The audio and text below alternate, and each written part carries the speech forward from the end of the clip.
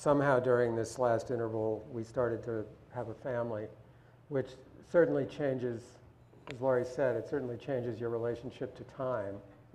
And our life, I know my work life got much more structured, much more like kind of showing up in the morning and having a day of work, which it hadn't really been like before. And I don't particularly see the influence of that in my paintings, although, I mean, I certainly didn't at the time, although the fact that I decided to work on a very organized body of things, and you know, I can see how that might have been a psychological need at the time to gain some kind of control over the chaos of having a baby around. Never thought about it really before. Well, we used to love to work at night. I mean, that was something that we could do. We could go out. We were, you know, we definitely had friends that were, you know, club goers, mud club people, party animals, and we would go out and have dinner with friends or go to a party. And we really loved to come home, work, and then I think we watched Star Trek every night at midnight for a few that stopped. That stopped once. But we love this kind of schedule. So again, in 1986, everything changed when our daughter was born in terms of that. And what I did neglect to put up on the screen were a whole series of ventriloquist photos. And you know, I think my personal observation is that women artists are much more likely or willing to talk about, oh, there they are. That's a little out of sequence. Are much more willing to talk about the events of their life and the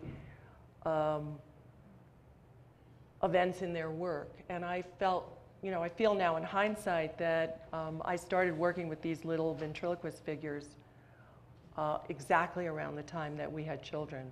So I was, you know, in my real life moving a kid around, and in my work life moving this little dummy around that was about the size of a 3-year-old. And you know, that's what happened. The tourism pictures started when we reached a point when we could travel a lot, when we were having shows internationally, when we could afford to travel. And then the dummy pictures happened when we started to have children. There are so many connections that one can make, although in the moment, I would never have said that I was making pictures about ventriloquist dummies because I was surrounded, you know, because my friends and I were having children. It's hindsight that makes it become more apparent, or the willingness to look back. I was, these are sculptures of Laurie's that were connected to her work with ventriloquist dummies, and this is a painting of mine from the early 90s. And I was, at that time, starting to feel that holding so-called abstraction as a value in and of itself was kind of boring and not really very, it just wasn't very important to me anymore. But I was trying to find a way out of it just through just thinking about the process of how I made my paintings. And I was getting more and more focused on the idea of shapes, and shapes defined by black outlines, which have since evolved into being real characters and personalities in my paintings. And I think I was very impressed by this foray Laurie made into sculpture and into using these ventriloquist dummies as artworks. I didn't understand at the time how much of an impact it might have been having on my thinking. I just knew that it made a lot of sense to me. And both as a metaphor and just as a sort of physical and visual fact. Because art is something, you know, you're trying to, I never would speak about art first and foremost as a form of communication, even though we artists need an audience in order for our work to be in some way complete. But I always talk about it and talk to students about it as though it's something that kind of begins and ends with you, with the person who's making it. You know, that if you're connecting well with it, then that's all you can really control. If other people connect with it, even better. But that has to be seen as secondary to the fundamental connection between oneself and what one is doing. I was not a very happy camper at the time I made this painting, I don't think. I knew that there were things that were driving me nuts about my own work, and I was also aware of the kind of shifting landscape around me. The art world had gone through this enormous, I mean, nothing compared to what we've experienced since, but a sort of inflationary period followed by a big economic recession, and everything was regrouping in weird ways. We were about to have another child, so it was, yeah, it was, you know, it was one of those sort of complicated personal times. And I think another, you know, to compare and contrast, I think that the way that Tip works is that there's a lot of, when things aren't going well in the studio, he experiences a lot of anxiety, or expresses anxiety. In the rest of his life, it's like, well, what's wrong? Well, things aren't going so well in the studio. And for me, well, until more recently, things are always going well in the studio. It's just like I have a good time when I make my work, and I can sort of, if there are struggles, I can sort of leave them there and go back to them.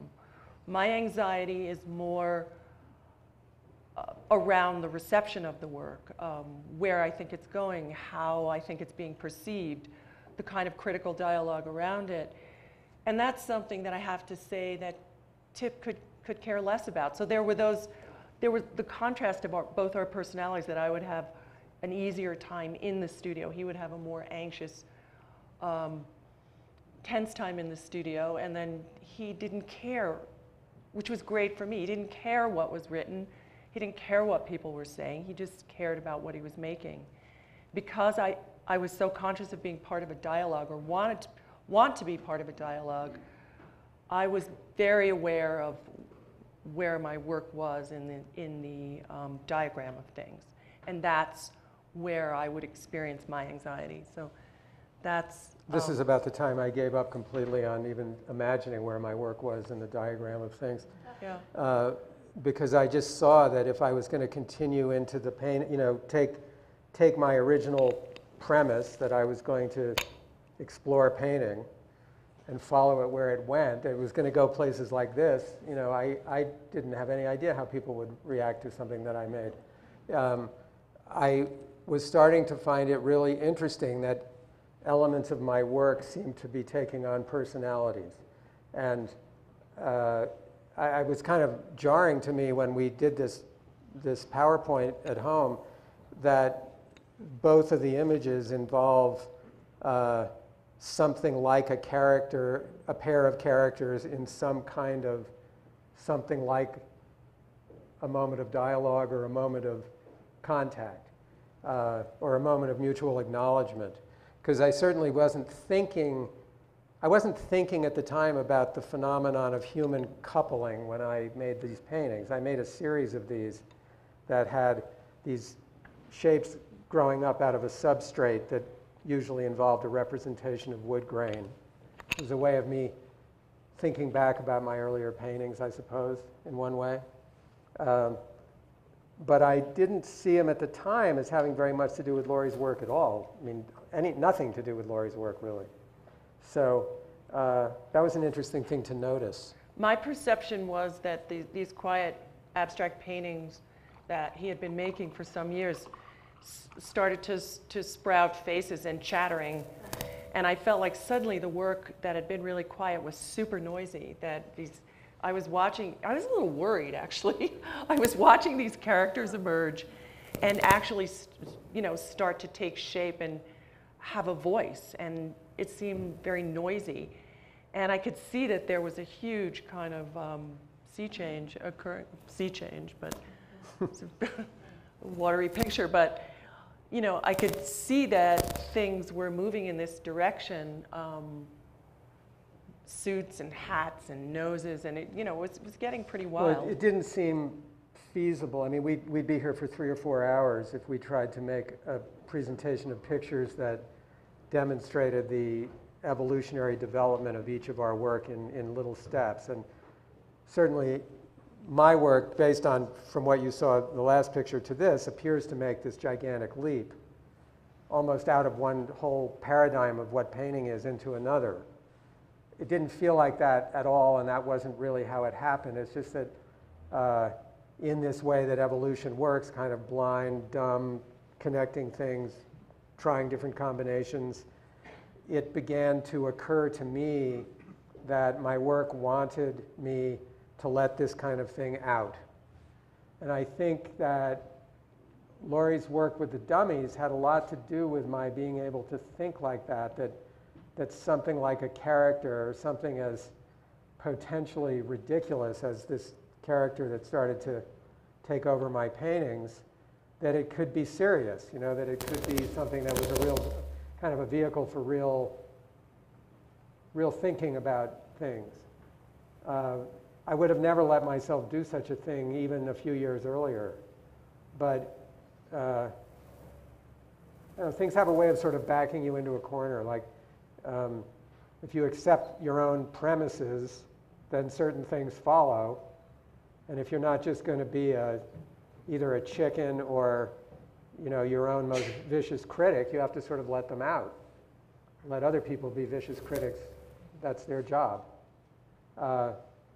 So I would really say that at the time this subject matter started to take over my work, and I started to think about my paintings as embodying this kind of thing, that the connections or the openings to the sort of thinking Laurie had been involved with became much more porous. Connections were much more apparent. I have always maintained that he brought figures into his work so that he could get me more interested in it, so that I would be willing to go to his studio and talk about it. Which worked, I think. Yeah, worked. I started to get really interested in these figures, and I could sit longer and ask more questions. And that's kind of been a kind of semi-running joke with us, semi-serious and semi-jokey, that I've been a much bigger influence on his work than he has on my work, which, you know, is patently not true, but that's the kind of what we tell each other, tell ourselves. And so this was around 2001. The Instant Decorators series, which I showed here at Baldwin Gallery for the first time, was a result of right after 2/11 not being able to go to the studio, make work. You mean 9/11? What did I say? I'm not sure what 2/11 is. Did I say 2/11? Something important happened on 2/11. But okay, 9/11. That's interesting. I started to do things with things that I could do at home because I couldn't get to the studio. Things that I could cut out. And this is a page from a decorating book called The Instant Decorator, where you could put fabrics and things underneath a page. Kind of create your own room, and I started adding characters from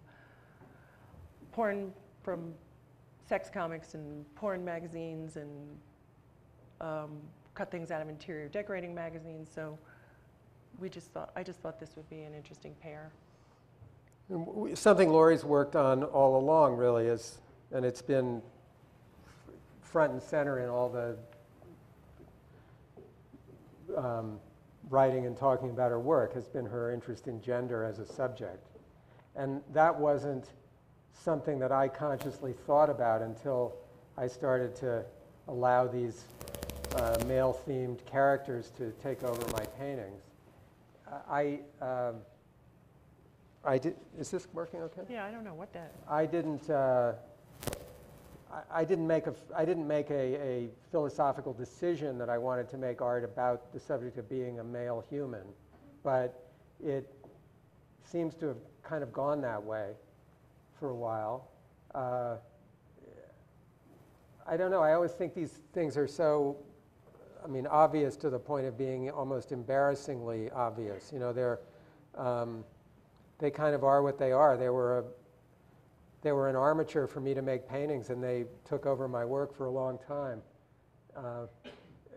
The particulars are probably not for this type of lecture.